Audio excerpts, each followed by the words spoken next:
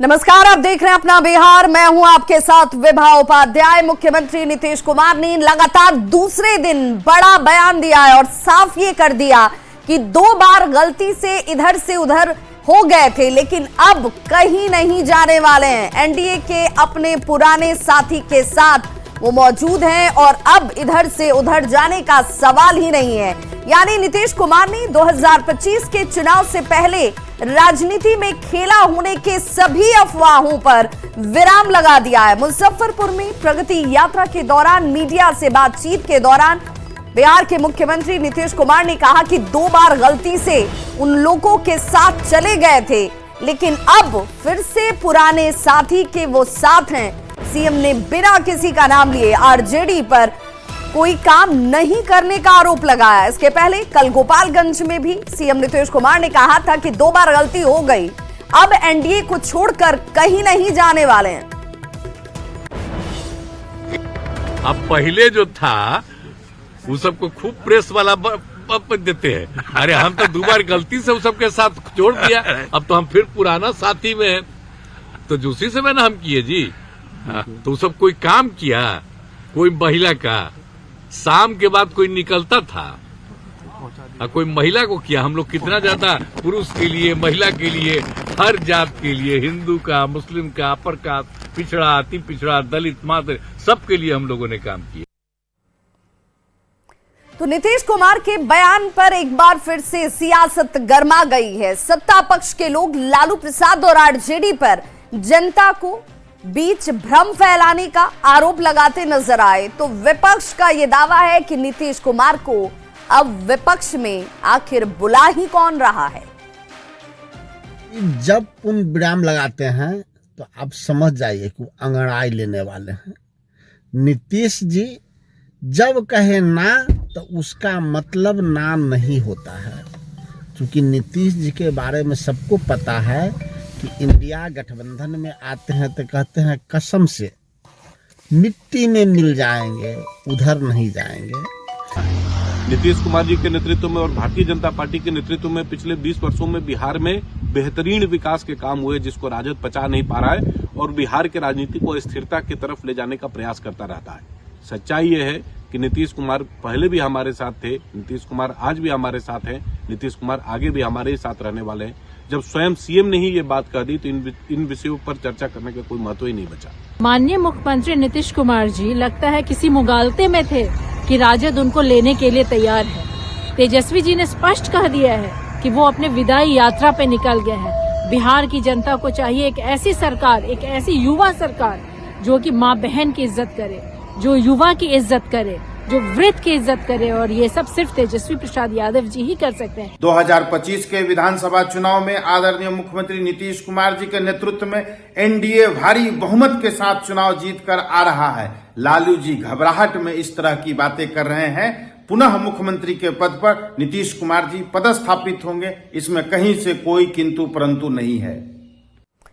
तो उधर deputy CM सम्राट चौधरी ने एक बार फिर से लालू प्रसाद पर निशाना साधा और कहा कि लालू प्रसाद डरे हुए हैं और इसीलिए उन्होंने नीतीश कुमार को ऑफर दिया था। सम्राट चौधरी ने कहा कि लालू प्रसाद किसी भी तरह से अपने बेटे को सत्ता में स्थापित करना चाहते हैं, लेकिन नीतीश के नेतृत्व में आगे भी एनडीए यूं ही चलता रहेगा। देखिए, लालू जी डरे हुए हैं, तो जो डरा हुआ है, जो डर गया सो मर गया। तो लालू यादव जी डरे हुए हैं, उनको लगता है कि मेरा बेटा कैसे स्थापित हो जाए। अरे बिहार की जनता स्थापित करती है लालू जी, आप नहीं स्थापित कर सकते हो। बिहार की जनता तय करेगी कि बिहार में सत्ता में कौन बैठेगा, और यहाँ तो नीतीश कुमार जी बैठे हुए हैं, इसलिए नीतीश कुमार जी के नेतृत्व में एनडीए आगे भी चलता रहेगा।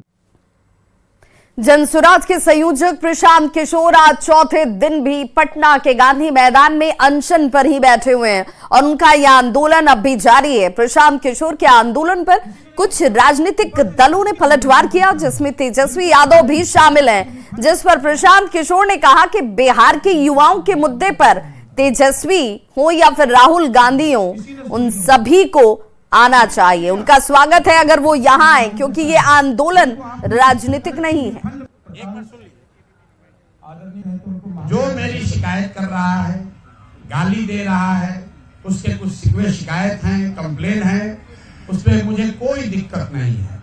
जब तक वो आदमी युवाओं के लिए बात कर रहा है, वो आदमी अगर मुझे गाली भी दे रहा है तो मुझे उससे कोई दिक्कत नहीं है।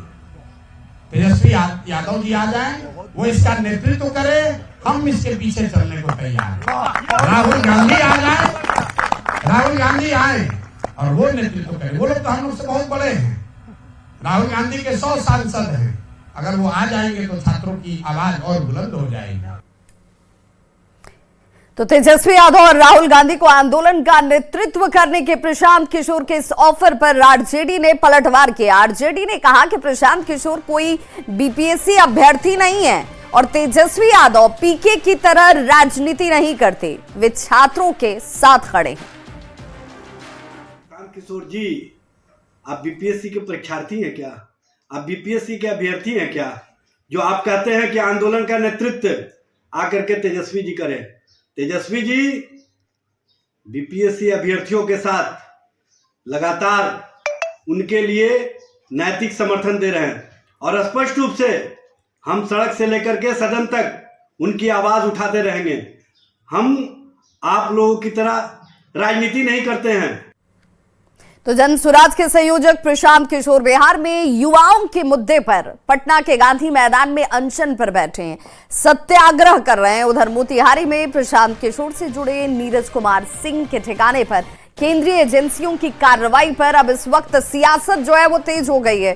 प्रशांत किशोर के साथ नीरज की तस्वीर वायरल होने पर जेडीयू के एमएलसी नीरज कुमार ने जमकर निशाना साधा और कहा कि प्रशांत किशोर के एक्सपोज होने की बस अब देरी है। अंबल वाले माननीय प्रशांत किशोर जी, आंदोलन के मुद्दे तो फर्जी निकले ही,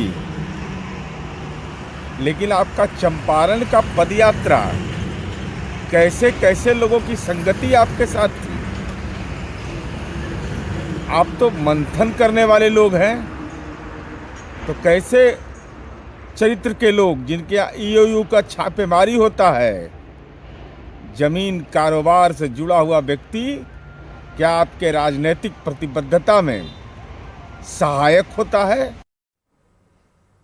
और बड़ी खबर इस वक्त मोतिहारी से आ रही है, जहां पर ईओयू की छापेमारी का यह मामला, कारोबारी नीरज कुमार के ठिकानों पर ईओयू की तरफ से छापेमारी की गई है। ईओयू की टीम ने कल ही दबिश दी थी। 2023 में फर्जीवाड़े का ये पूरा मामला दर्ज हुआ था। 13 करोड़ के फर्जीवाड़े का ये मामला था। जमीन खरीदने और हड़पने के इस मामले में कई बड़े भूमाफियाओं से नीरज कुमार सिंह के तार जो हैं वो जुड़े हुए बताए जा रहे हैं।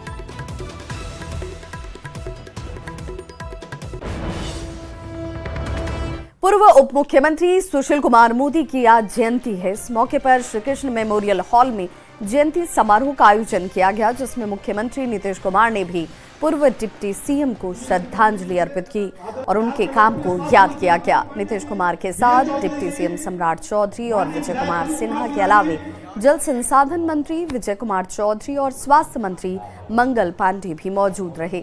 सभी ने सुशील मोदी की तस्वीर पर फूल चढ़ाकर श्रद्धांजलि दी। नीतीश कुमार जी का अभिनंदन करें, स्वागत करें।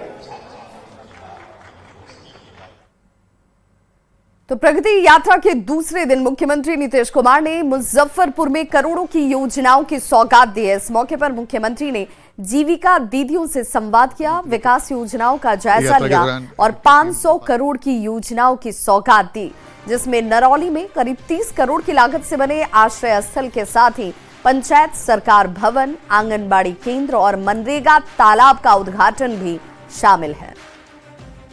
मुख्यमंत्री नीतीश कुमार प्रगति यात्रा के दौरान मुजफ्फरपुर के नरौली पंचायत पहुंचे और नरौली में बने बृहद आश्रय गृह का उन्होंने उद्घाटन किया है। करीब 30 करोड़ की लागत से यह बृहद आश्रय गृह बना है, जिसमें बाल गृह, बालिका गृह बनाए गए हैं। तो उसका सीएम नीतीश ने उद्घाटन किया है। उनके साथ विजय चौधरी, विजय सिन्हा, जो डिप्टी सीएम है विजय सिन्हा, वो भी मौजूद थे। बिहार सरकार में मंत्री हैं विजय चौधरी, वो भी मौजूद थे। तमाम बड़े नेता यहाँ पर मौजूद थे और आप देख सकते हैं कि किस तरीके से सीएम ने एक बड़े बृहद आश्रय गृह जो बना है उसका उद्घाटन किया है। साथ ही साथ इधर देखेंगे एक साथ जिले में कई योजनाएं जो चल रही थी उसका भी सीएम नीतीश ने उद्घाटन किया है। बताया जा रहा है कि करीब 500 करोड़ की योजनाओं का उद्घाटन और शिलान्यास जो है सीएम नीतीश कुमार ने किया है। और इसके बाद जो है नीतीश कुमार कलेक्टेरिएट में समीक्षा बैठक करेंगे तमाम अधिकारियों के साथ।